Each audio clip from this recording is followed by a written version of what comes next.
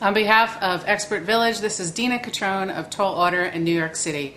And today we're going to be showing you how to make a quick and easy Thai dinner. Great, so then let's mix this up. And this is the basis for our marinade. And we're going to put our chicken pieces into this. So you can see it gets a little bit wet from the olive oil, but it kind of has a nice consistency. You'll see it'll get more orange as we go on, orange yellow, which is the turmeric coming out.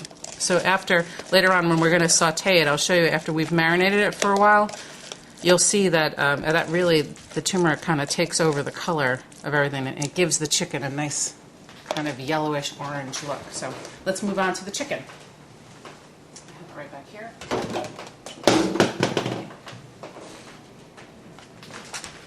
Alright, so here we go with the chicken. And what I usually do is I just trim it. So here is this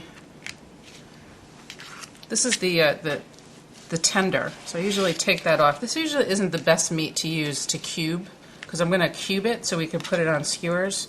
So I usually put that off to the side, and unless I need it, I really won't use it. I'll use it for something else that I'm cooking that day. So then what I'll do is I'll just cut down and make it into strips.